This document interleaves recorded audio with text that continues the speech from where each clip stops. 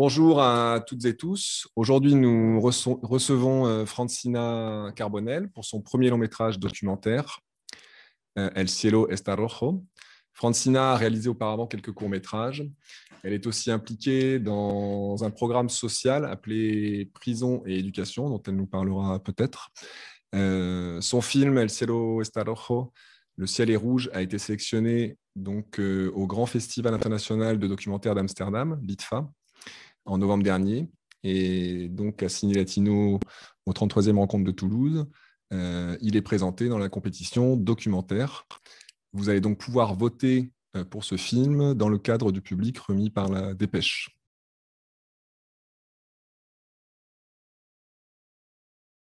Primera pregunta, simplemente, ¿de dónde viene tu interés por las cárceles y los prisioneros? Yo creo que mi interés surgió un poco el mismo día que ocurrió el incendio de la cárcel de San Miguel. Y me acuerdo que vi algunas imágenes por la televisión y tenía esa sensación como de no poder soportarlas mucho cuando las veía. Y me acuerdo que ese día como que todo el país un poco se quedó en un silencio muy hondo, y esas imágenes me persiguieron como mucho tiempo, y volvían esas imágenes, como no sé, esas sensaciones que a uno le cuesta mucho dimensionar del todo. Y después fui empezando a trabajar y empezando a encontrar todos estos materiales y empezando a vincularme con el tema. Y también tuve acceso a la cárcel y a poder entrar a la cárcel, y creo que ese poder estar allá adentro me hizo también entender el peso de la cárcel de una manera que no la había entendido antes. Como que creo que uno tiene como esa visión de las cárceles un poco de las películas, también una visión un poco más gringa, como de estas cárceles heladas y donde hay un prisionero en una celda y todo un poco como metálico, ¿no? Pero las cárceles en Latinoamérica son un lugar que está lleno de cosas y lleno de gente y con mucho hacinamiento y mucha inflamabilidad, y es una sensación de encierro muy enloquecedora también. Y creo que esa sensación como de supervivencia permanente fue algo como que me sentí que podía haber ahí algo para trabajar también, como en una sensación como de un encierro enloquecedor que está institucionalizado, ¿no? Sí. Y que de alguna manera todos lo sabemos y todo el sistema lo sabe, y sin embargo sigue permaneciendo como un agujero negro dentro de nuestro sistema penal, en donde se violan sistemáticamente los derechos humanos de manera abierta, ¿no? Y esa sensación como de que es gente que está perdiendo el derecho a la libertad, pero no está perdiendo el derecho a la comida, a el aire, a poder ver a sus familiares, y sin embargo todo eso también está restringido.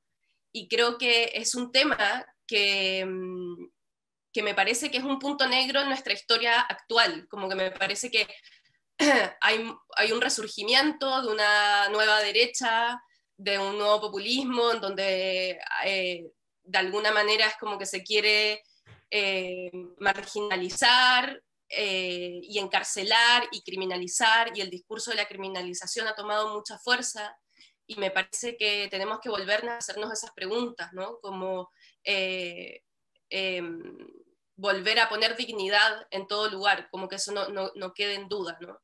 Entonces, me parece que es un lugar en donde tenemos que abocarnos todos a tratar de entenderlo y a tratar de buscar, ¿no? qué futuro hay ahí. Entonces, ¿esperas que el documental tenga un impacto para cambiar la política carcelaria de Chile?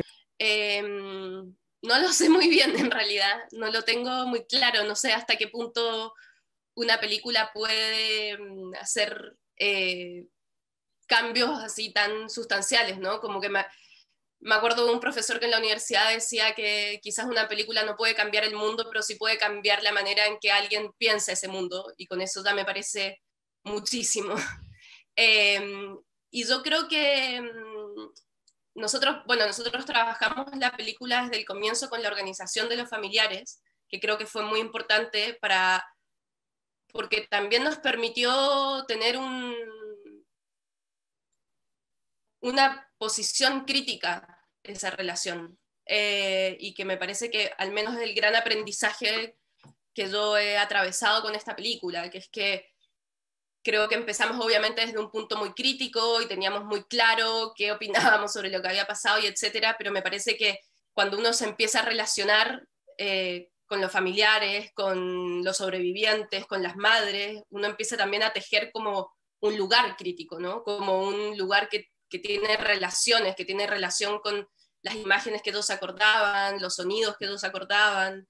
Eh, y en ese sentido me parece que la película quizás intenta desde un lugar un poco más sensible y desde un lugar en donde trata de poner en relieve todos esos afectos que fueron parte de esta situación, eh, que la gente también pueda volver a ver, ¿no? Es muy difícil ver este tipo de situaciones, es como que uno tendería más bien a un rechazo, ¿no? Pero me parece que también tenemos una responsabilidad ahí de intentar de buscar formas narrativas, de intentar de buscar nuevas exploraciones para intentar ver esas imágenes, porque creo que cuando uno está tratando estos temas es importante describir esa violencia, y para describir esa violencia hay que verla y hay que atreverse a abrir esos ojos aunque nos cueste. Y en ese sentido creo que quizás la intención más genuina de la película es poner en discusión este tema, es que esas imágenes que de alguna manera en este país todos tienen más o menos, poder de alguna manera estructurarlas, narrarlas desde un lugar crítico, desde una posición, y poder verlas y por tanto poder hablar, ¿no? ¿Las imágenes del principio y del final son en esta cárcel o en otra cárcel? No, fue en otra cárcel porque la cárcel de San Miguel después se transformó en una cárcel de mujeres y de prisión preventiva, como que un poco la trataron de sacar de ese estigma en el que estaba, pero sí, para nosotros era muy importante entrar a una cárcel porque, por dos razones quizás, porque por una parte el incendio en la cárcel de San Miguel, aún dada su magnitud y su atrocidad, digamos, no fue tan sorpresiva. Eh, Creo que en nuestro país hay como un historial en donde abundan incendios carcelarios, ¿no? Y las condiciones que originan esos incendios son siempre las mismas. Tratos crueles, hacinamiento, el uso de fuego, eh, precariedad en los espacios. Eh, y había ocurrido muchas veces antes y siguió ocurriendo después del incendio, ¿no? Pero claro, en este caso, dado la magnitud del asunto, yo creo que todos esperábamos que hubiese finalmente una sentencia, ¿no? Que alguien sea responsable en esa situación. Y en este caso, como en los anteriores, en los que siguieron, no hubo ninguna responsabilidad. Bueno, eso es algo que caló fuerte, digamos, ¿no? Pero que es parte de una historia de incendios carcelarios que arrastrábamos hace mucho tiempo. Y 10 años después, ¿piensas que el estado de las cárceles en Chile ha cambiado? Yo creo que hay un problema estructural del sistema carcelario en Chile, eh, que claro, que también es un poco lo que pasa en la película, ¿no? Que no es ese gendarme en particular que tiene 20 años, no es ese preso, no es ese, es todo, ¿no? Es como todo el sistema que engloba a ese espacio y que finalmente es un sistema que, digamos, que lo que está en los cimientos de ese sistema es una desigualdad social muy profunda, ¿no? En las cárceles en Chile uno no encuentra gente de clase alta, los que están encarcelados es gente pobre. Y en ese sentido, digamos, eso me parece que no ha cambiado, más bien se ha profundizado. Estamos en un país que tiene un proyecto neoliberal muy extremo, somos casi como un laboratorio de las universidades de Chicago, ¿no? De generar este proyecto neoliberal radical. y que ha sido muy rápido. Y eso ha generado obviamente unas diferencias y brechas de clases sociales muy fuertes. Y lo que finalmente termina ocurriendo en la cárcel es que se criminaliza la pobreza, ¿no? Entonces se encarcela la pobreza. Y por ende existen casi dos justicias para diferentes clases sociales. El andamiaje sigue siendo el mismo, ¿no? De hecho es muy fuerte porque también está toda la dimensión de las cárceles concesionadas, que es la privatización de las cárceles, que también termina siendo un sistema bastante perverso, ¿no? Porque es como que terminan ganando plata por encerrar a más gente. Pero obviamente no hay un tejido social fuerte de reinserción o de, por ejemplo, la mayoría de la gente que está encarcelada pasaron por el Sename, que el Sename es una institución para los niños que tienen disfuncionalidad en la familia o que no tienen padres y que es una institución sumamente abandonada por el Estado también.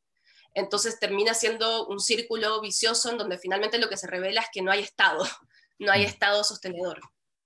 Para las imágenes, fue fácil recuperarlas en la justicia, con la justicia como hiciste. No, no fue fácil, fue muy difícil.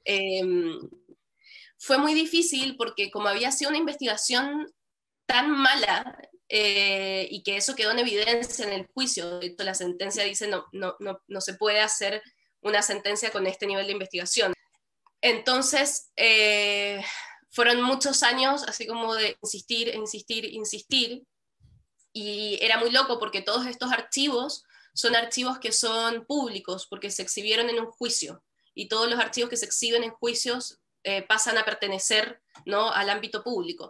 Y sin embargo nosotros no podíamos tener acceso, y era denegado, y así estuvimos muchos años, hasta que finalmente fue desde las familias y desde el apoyo de las familias que pudieron recuperar ese material y que nos los entregaron a nosotros, y desde ahí pudimos empezar a trabajar. Era un material muy importante, con muchas horas de research, ¿no? ¿Y Sí. cómo habéis trabajado todo esto? No, yo creo, o sea, creo que fue un proceso igual bien oscuro, bien tortuoso. Tengo la sensación de haber estado mucho tiempo en la línea de tiempo pasando y realmente preguntándome si era posible o no era posible hacer algo con esas imágenes tan dolorosas, ¿no? Como que realmente tenía esa pregunta muy básica de si podía hacer algo con todo ese dolor o si era un poco imposible. Y también, bueno, muy abrumada, también es mi primera película, entonces como que un poco me sentí muy abrumada con todas las horas de material, con todas las horas de filmación. Son 3 años de juicio, todo grabado, entonces eran horas y horas y horas de audio. Y me costó mucho como empezar a como cortar, organizar, juntar, pegar. Pasé mucho tiempo así como no pudiendo meter las manos un poco. También yo creo que porque me tomó mucho tiempo procesar esas imágenes. Eran muy duras, era muy doloroso, también me sentía con poca capacidad como para yo decir algo sobre eso. Pero me parece que cuando empezamos un poco a trabajar fue cuando, como más allá de entender, digamos, el causa-efecto de la situación, que da de por sí es muy complicado, pero más allá de eso fue como cuando empezamos a tener una relación más fuerte con las familias, hubo algo de eso que nos permitió entender más bien como el flujo de afectos que había ocurrido en esa situación, en ese espacio, en esas 2 horas, 3 horas. Como que empezamos a entender esa angustia, empezamos a entender las angustias de los familiares que veían esta situación y esa impotencia, la desesperación de los que estaban adentro, la indiferencia, ¿no?, de estos gendarmes que ven y no reaccionan, como que todos esos afectos que antes aparecían como sucesos, de repente los empezamos a entender como unos flujos de emociones, ¿no? Y de alguna manera eso creo que nos despejó como este problema así como de encontrar una estructura perfecta y de encontrar como el pegamento que iba a hilar todo de una manera con muchísimo sentido, y como que me parece que nos permitió conectarnos con lo más chico, los detalles, qué es lo que estaba como respirando cada imagen, y empezamos a hacer un trabajo mucho más de jodería en algún sentido, como que dejamos de trabajar como en estas grandes estructuras y empezamos como a trabajar desde lo más pequeño, desde lo más chiquitito, y creo que ahí empezamos a poder construir, ¿no? Entonces es raro porque ante todo este gran material empezamos desde lo más chico. Eh, pero sí, me parece que fue como en ese cambio de conectarse un poco más con esa emocionalidad, donde pudimos empezar a trabajar realmente, ¿no? Y donde pudimos sentir que nosotros también estábamos conectados a eso de alguna manera.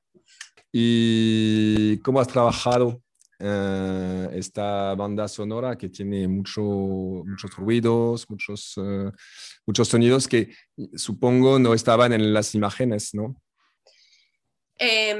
Yo creo que la dimensión del sonido fue como la gran dimensión en donde pudimos de alguna manera trabajar un poco más plásticamente, ¿no? Porque también pasaba que yo no tenía tantas ganas de tocar plásticamente las imágenes porque sentía que ese deterioro de la imagen, esa rudeza de la imagen, daba mucha más información, ¿no? Es decir, cuando uno ve estas imágenes y todos estos píxeles y que la cámara se cae y vemos nada, todas esas manchas, todas esas lagunas, de alguna manera nos estaban entregando muchísima más información de lo que realmente se ve. Entonces, en ese sentido, sentíamos que la construcción sonora podía ser una construcción que de alguna manera generara esta dimensión un poco más subjetiva. Y por otra parte, son imágenes que realmente no vemos nunca nada tanto, ¿no? Es como que nunca estamos adentro del incendio, nunca estamos ahí como viendo algo muy intensamente, pero sí en el sonido nos deja transitar como por ese viaje emocional un poco de este suceso. Y en ese sentido fue muy libre el trabajo que hicimos con el sonido. Obviamente hay partes que son originales, digamos, pero ahí fue muy importante el trabajo de Vicente del Pedregal y de Carlos Sánchez, que de alguna manera recrearon, fue como toda una construcción de nuevo de todos los sonidos. Entonces creamos un sonido, por ejemplo, para todo el juicio, ¿no? El juicio, escuchamos al juez y escuchamos cómo la gente se sienta y escuchamos las torpezas del micrófono, ¿no? Y como que todos esos pequeños ruidos nos van entregando más información. Y después en la reconstitución también fue muy importante ese trabajo sonoro de como un hiperrealismo, ¿no? Como que un poco trabajamos con esa idea del hiperrealismo, de escuchar lo hiperreal que de alguna manera se va generando como esta fantasía que van generando como esta reconstitución, ¿no? Como la fantasía de la reconstitución, un poco. Pero también fue como, surgió una pregunta muy linda también, de cómo, o sea, muy linda y muy terrible, ¿no? Pero de cómo sonorizar ese horror, cómo sonorizar la muerte, ¿no?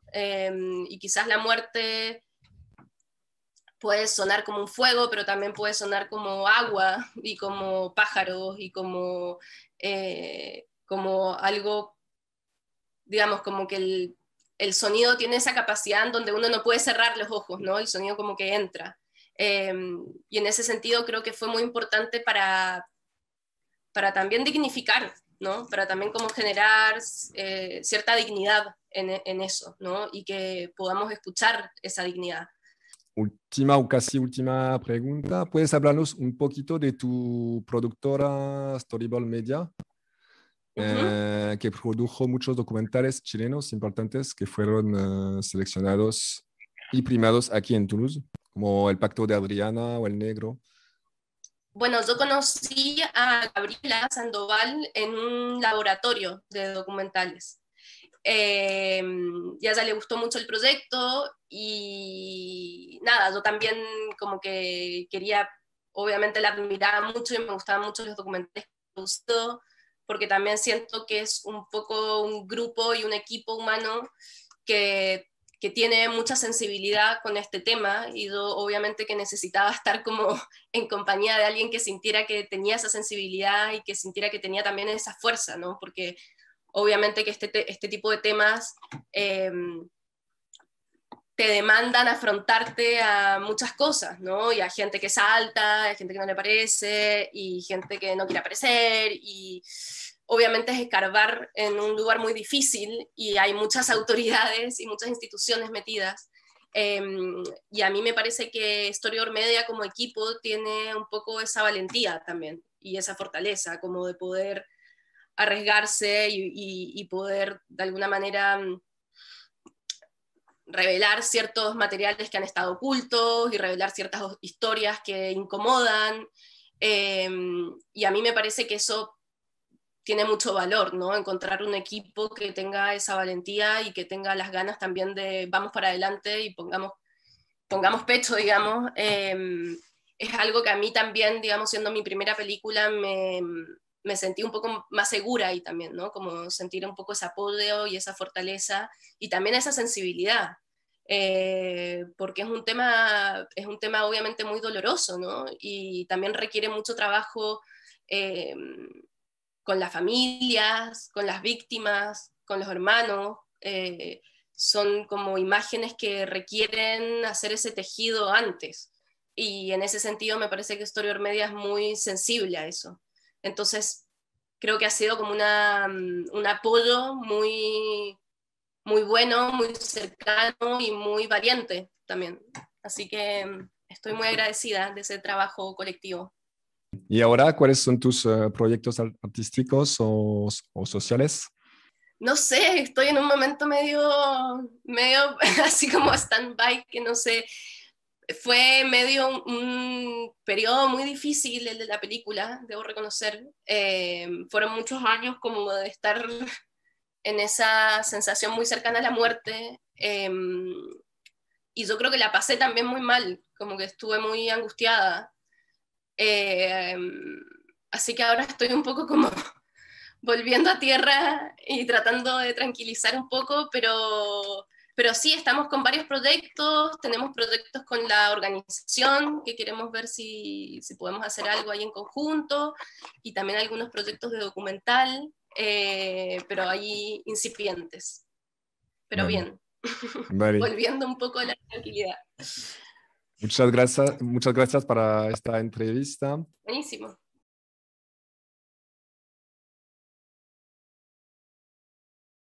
Nous vous signalons aussi dans la découverte documentaire un autre film chilien qui a défrayé la chronique au sujet d'une secte autoritariste qui a pratiqué la pédophilie pendant des années à l'abri de la dictature de Pinochet. Ce film, Les Champs de l'Oubli, pénètre les lieux encore en activité de la secte et va à la rencontre des habitants et des habitantes qui poursuivent leur vie là-bas. Voilà, c'est un film assez touchant et qu'on vous invite donc à voir aussi dans la section découverte.